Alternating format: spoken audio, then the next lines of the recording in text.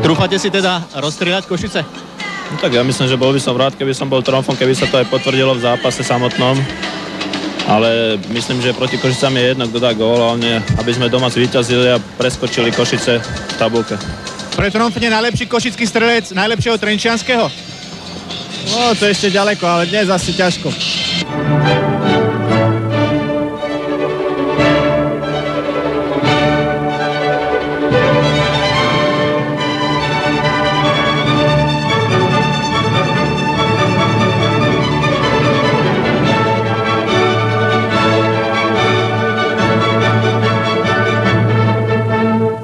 Hlavne, čo rozhodlo brankári, že nás podržal v tom tlaku Košic teraz na konci a byl jednoznačne lepší. No. Tak myslím, že ten najviac rozhodol v tom.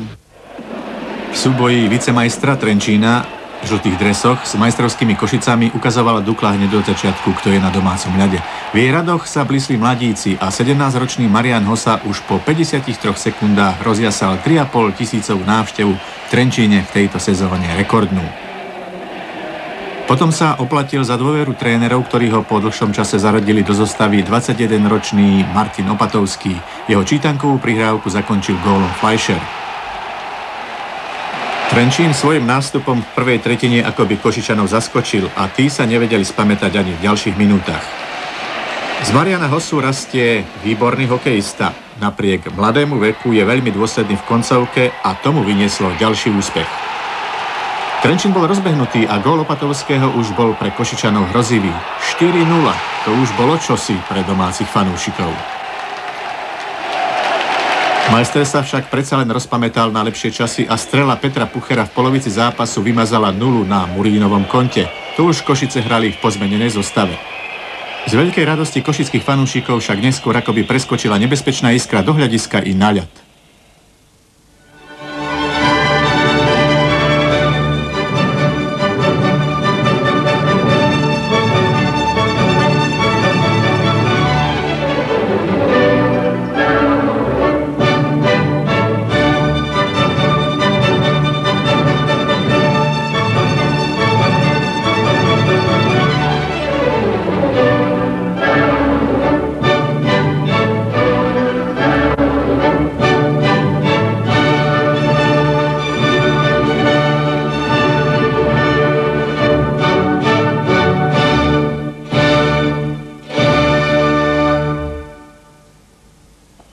Po ručnej výmene názorov medzi fanúšikmi a hráčmi akoby Košičanov pošíbal čarovným prútikom a odkiaľ ich dovtedy nepresne nesúce hokejky.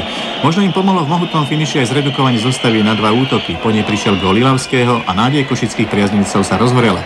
Murín sa zrazu mal čo obracať a svojich aj v závere neraz podržal. Lenže proti Lišiakovi Plavuchovi bol bezmocný.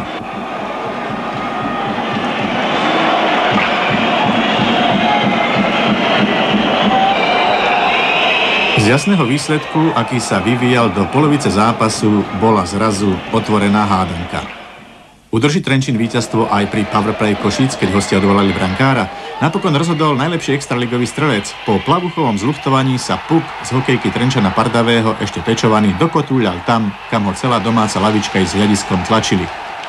Pardavý potvrdil, že predbežný strelecký primát nedrží v tejto sezóne náhodou.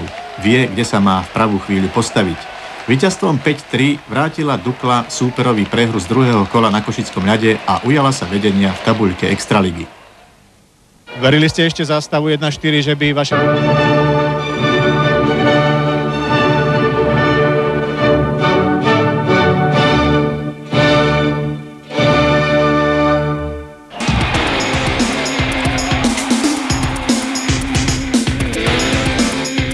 Šlágri 11. kola hostil vicemajster Majstra. Druhý gól do siete Dragana padol po ukážkovej akcii, začal ju Opatovský a gólom zakončil Fleischer. Trenčín vyhral 5-3 a Fleischerov gól patril k ozdobám.